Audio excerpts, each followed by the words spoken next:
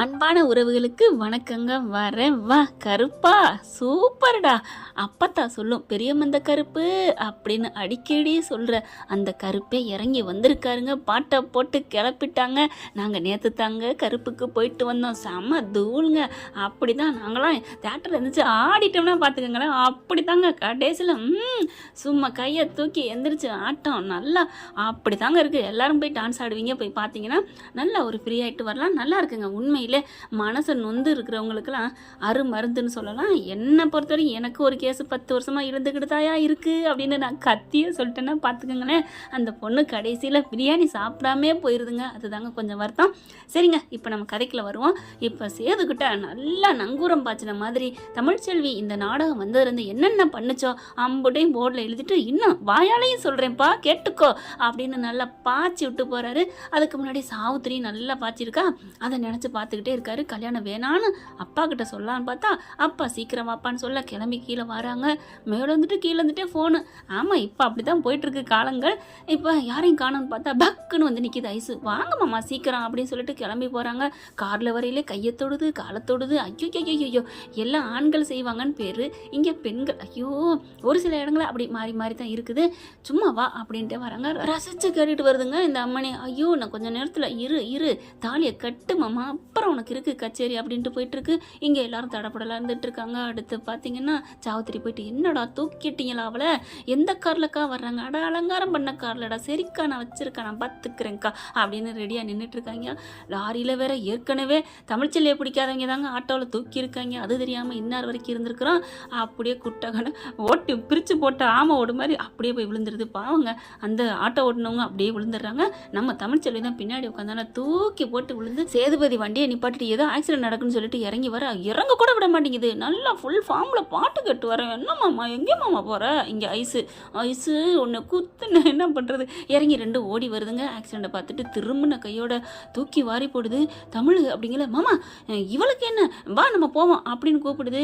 ஏய் நீலாம் ஒரு பொம்பளை மாதிரி பேசுறி, அற கொடுத்துருக்கணும் சரியாக இருந்திருக்கும். ஆனால் அதை விட்டுட்டு என்னெல்லாம் விட்டுட்டு வர முடியாது மாமா, ஆம்புலன்ஸ் கால் பண்ணுவான். அதெல்லாம் வருதோ வரலையோ அதுக்குள்ளே என்ன ஆகும், கவலைப்படாத நான் இருக்கேன் அப்படின்னு சொல்லிட்டு அப்படியே தூக்குறாருங்க. தூக்கிட்டு தமிழ் ஒன்றும் ஆகாது இரு கொஞ்சம் அப்படி தாங்க பேசுகிறாரு. உண்மையிலே எனக்கு அந்த சீனு தமிழ் ஒன்றும் ஆகாது இரு அப்படின்னு சொல்லிட்டு காருக்குள்ளே போட்டுட்டு 2 நிமிஷம் பொறு தமிழ். அந்த பிள்ளை அழுதுகிட்டு தான் இருக்குது. ஆனாலும் நல்லா இருந்துச்சுங்க அந்த சீன். எனக்கு ரொம்ப சந்தோஷமாக இருந்துச்சு. சேது வந்து பொண்டாட்டிக்கிட்ட அவ்வளோ சாந்தமாக பேசுனது ஒட்டுமொத்த பெண்களோட அதாவது மனைவிமார்களோட ஆசை கனவு லட்சியமே இதுதான். இதுக்கு தான் ஏங்குறாங்க. அன்பான 2 வார்த்தைக்கு வேற ஆடம்பர நகை நட்டு சொத்து பத்து எதையுமே புருஷன் கொடுக்குறாங்களோ இல்லையோ, அந்த மலர் பார்த்தீங்களா அழகில் அப்படியே புருஷங்கிறன் காலை கையை பிடிச்சி விட்டு விடு மலர் அப்படின்னு ஒத்த வார்த்தையில் தானங்க அடங்கி போய் அன்பாக இருக்குது. எவ்வளோ வேலை பார்த்தாலும் எவ்வளோ வேலை கொடுத்தாலும் சலிக்காமல் பார்க்குது. அதுதாங்க இவ்வளோ தாங்க சோழி முடிஞ்சு பெண்களுக்கு ஆண்கள்கிட்ட எதிர்பார்க்குறது. என்னை பொறுத்த வரைக்கும் நீங்கள்லாம் அப்படித்தான் நான் சொல்கிறது சரின்னா கமெண்ட்ஸில் எஸ்ன்னு போட்டுருங்க.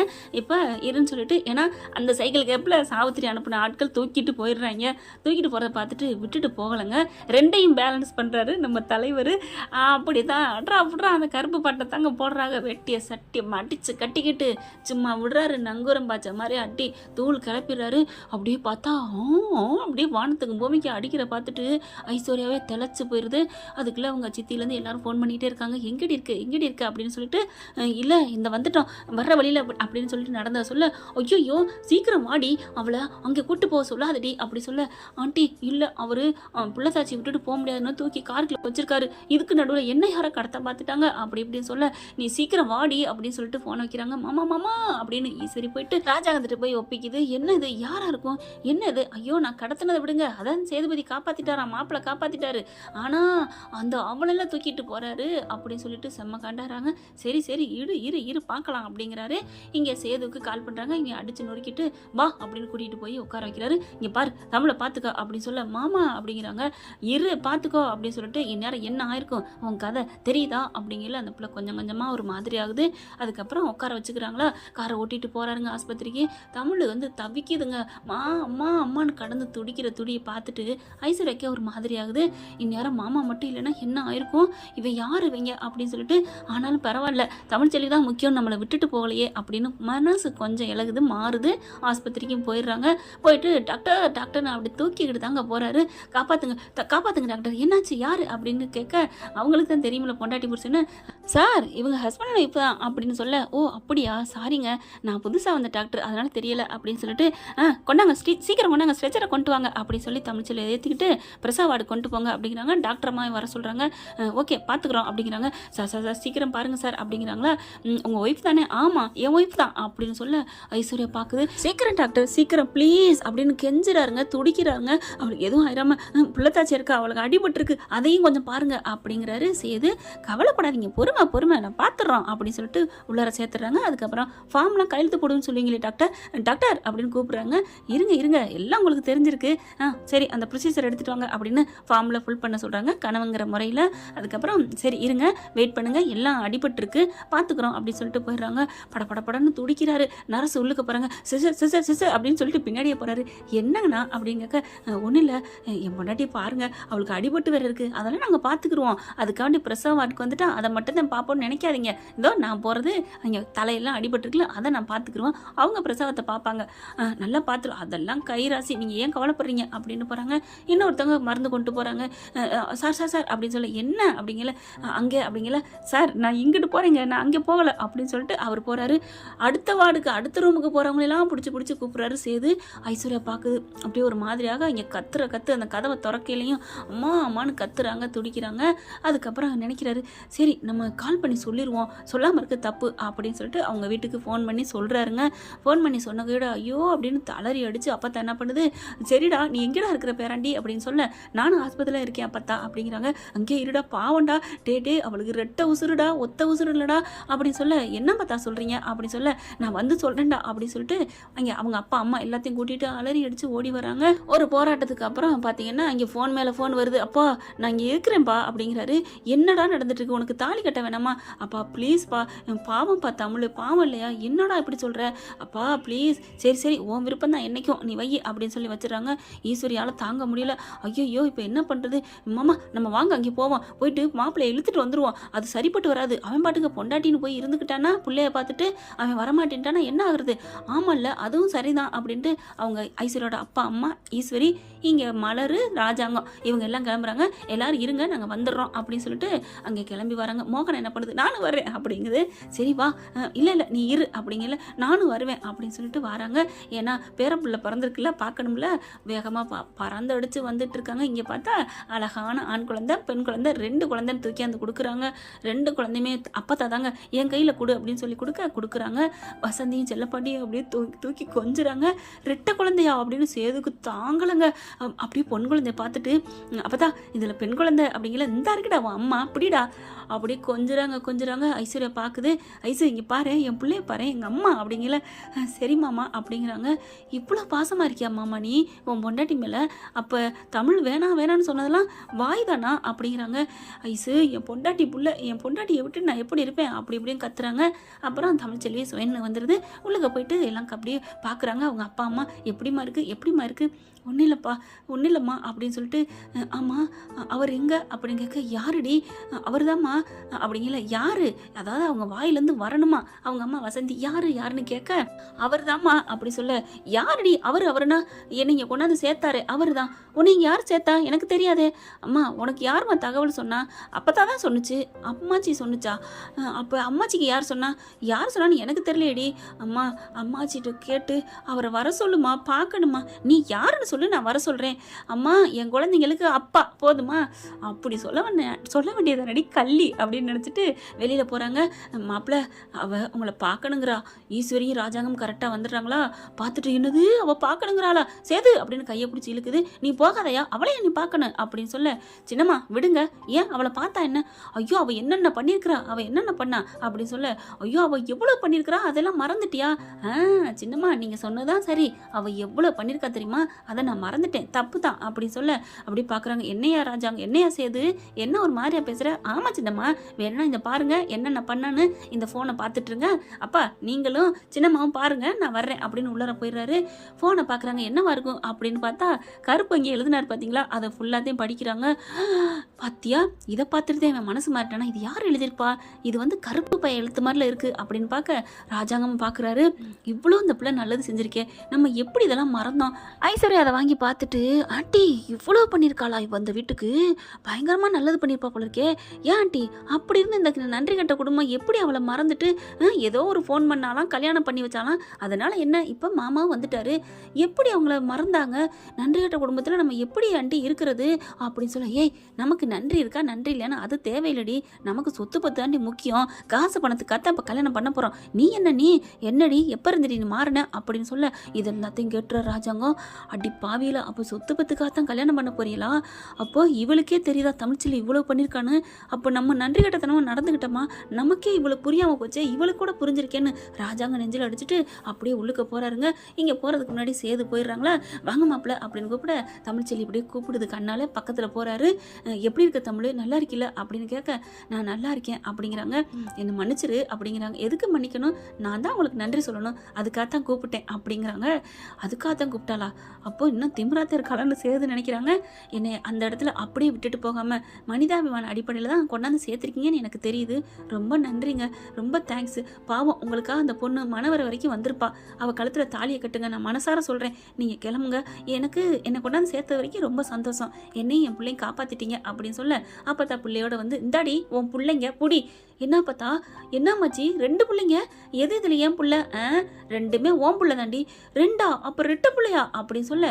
உடனே சேதுபதி பார்க்குறாரு, இவகிட்டலாம் கெஞ்சிக்கிட்டு தான் சரி வராது, அப்பத்தா மயிலேனா இறகு போடாது, கொடுங்க அந்த பொம்பளை பிள்ளைய, என் அம்மாவை கொடுங்க. உடனே தமிழ்ச்செல்வி பார்க்குது, ஏன் பிள்ளை என்ன ஓம் பிள்ளை, எனக்கும் அதில் பங்கு இருக்குது, எப்படி உங்களுக்கு பங்கு இருக்கும் அப்படின்னு சொல்லி இங்கே தமிழ்ச்செல்வி கத்துறாங்க. அதுக்குள்ளே ராஜாங்க வராங்க. அம்மா தமிழ்ச்செல்வி நீ நல்லா இருக்கியாம்மா அப்படி சொல்ல. மாமா வந்திருக்காரு, மாமா நீங்கள் அப்படின்னு சொல்ல. பாத்தியாம்மா வெட்டியே விட்டாலும் நீ ஐயான்ல சொல்லியிருக்கணும், ஆனால் உனக்கு இன்னும் அந்த மாமாங்கிற உணர்வு போகலைல, இதுதாம்மா ரத்த பந்தங்கிறது, எங்கம்மா என் பேத்தி எங்க, என் பேர் எங்க அப்படின்னு தூக்கி வச்சு கொஞ்சுறாங்க. அப்புறம் ஈஸ்வரி அங்கே ஐஸ்வர்யா வராங்க. என்னங்க கூட்டம் அப்படின்னு அடுத்து பின்னாடியே வராங்க நர்ஸு.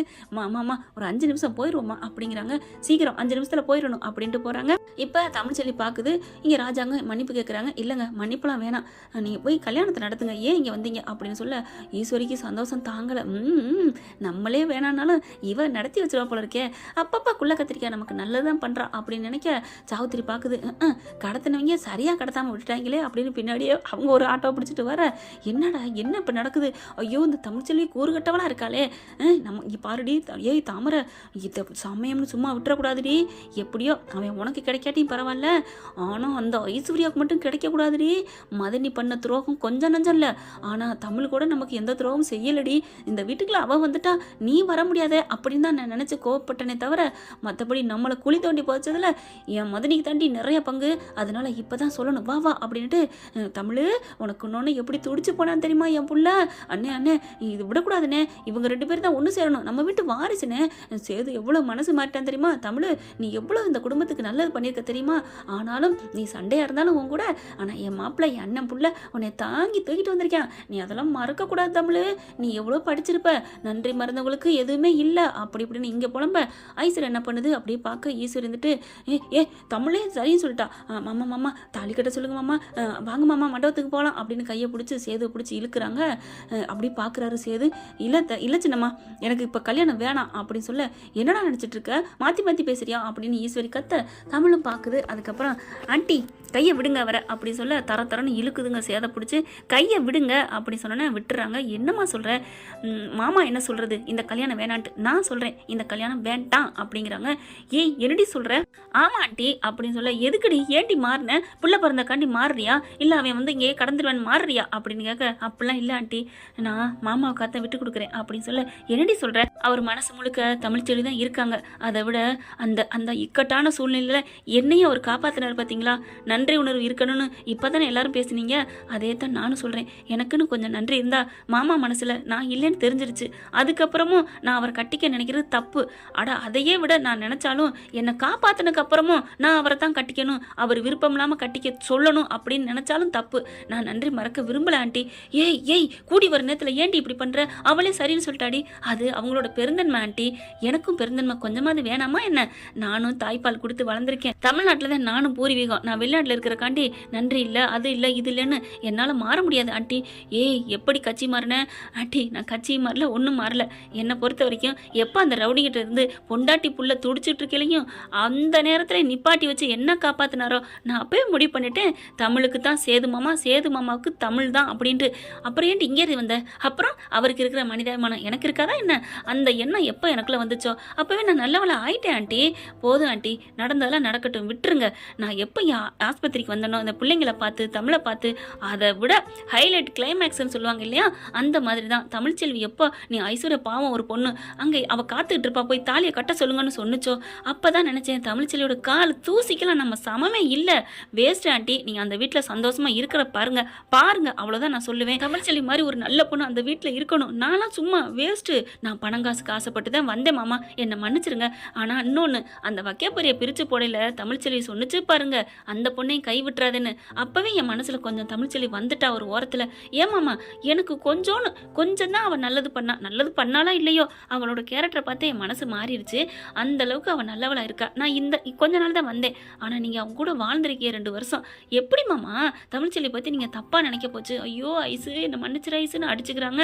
அப்படியே அப்பங்கார பார்க்குறாரு, சேது புள்ள ஆசைன்னு சொல்லிட்டு நானும் கொஞ்சம் விட்டுருக்க கூடாதுப்பா, கொஞ்சமாவது நான் சரி பண்ணியிருக்கணும், என்னை மன்னிச்சிருடா அப்படின்னு சொல்ல. அப்பா அதெல்லாம் வேணாப்பா, மன்னிப்பு கேட்க வேண்டிய இடம் இங்கே இல்லைடா அங்கே அப்படின்னு அப்போ சொல்ல. அதுக்கப்புறம் தமிழ்கிட்ட எல்லாரும் மன்னிப்பு கேட்குறாங்க. அந்த குழந்தை 2 ஏன்னு அழுகுது. அதுக்கப்புறம் ராஜாங்க ஒரு பிள்ளையை தூக்க, சேது ஒரு பிள்ளையை தூக்குறாங்க. இங்கே தமிழ்ச்செல்வி ஒரு மாதிரியாக பார்க்க என்ன பண்ணுது, ஐஸ்வர்யா வருது. இங்கே பாருங்க தமிழ், என்னை மன்னிச்சிருங்க, நான் இன்னொன்று உண்மையை சொல்லிடுறேன் அப்படின்னு சொல்லிட்டு, சேது மாமா அன்னைக்கு ஃபோன் பண்ணி பேசுனது நான் தான். உன் மேலே உள்ள ஆசையில் தமிழை வீட்டை விட்டு விரட்டணுன்ட்டு அந்த மாதிரி பண்ணிட்டேன். இது முக்கியமான ஒரு விஷயம், இதை நான் சொல்லாமல் இந்த வீட்டை விட்டு போக விரும்பலை அப்படின்னு சொன்னோன்னா ஆடி போகிறாங்க. அப்படியே பார்க்குறாங்களா. ஆனால் தமிழ் இந்த உண்மை தெரியாமலே உன்னை மன்னிச்சு என்ன உன்னை ஏற்றுக்கிட்டாரு சேது மாமா, அதை நீ புரிஞ்சுக்கோ ப்ளீஸ் அப்படின்னு சொல்ல. ஆனால் ஒன்றுமே சொல்லலை. ஏற்றுக்கவே மாட்டியா? இல்லை ஐஸ்வர்யா, நீ சொல்கிறதெல்லாம் கரெக்டு தான், லாஜிக்காக தான் இருக்குது, ஆனால் ஏற்றுக்கிறதுக்கு எனக்கு மனசு வரல. ஆனால் அவரை நான் சாமியாக நினைக்கிறேன், நான் என்றைக்கும் பூஜை பண்ணுவேன். உங்கள் சேது மாமா, ஐயோ ஏன் சேது மாமான்னு சொல்லாதீங்க, உங்கள் சேது மாமா அப்படின்னு சொல்கிறாங்க. நீ சும்மா இருங்க அப்படின்னு சொல்லிட்டு என்ன பண்ணுறாங்க, சேது மாமா வாங்க அப்படின்னு கையை பிடிக்கிறாங்க. தமிழ் என்ன பண்ணுது, இங்கே பாரு ஐசு, நான் அவங்க மேலே பிரிய இருக்குது, அன்பு இருக்குது, ஆனால் கல்யாணம் பண்ணி இனிமேல் சேர்ந்து வாழணுங்கிற எண்ணம் எனக்கு வரலை அப்படிங்கிறாங்க. அதெல்லாம் வரும், கையை கொடுங்க அப்படின்னு சேது கையிலையும் தமிழ்ச்செல்வி கையிலையும் அப்படியே வச்சுட்டு ஐஸ்வர்யா என்ன பண்ணுறாங்க, நான் வர்றேன் நீங்கள் சந்தோஷமா இருங்க அப்படின்னு கிளம்புறாங்க.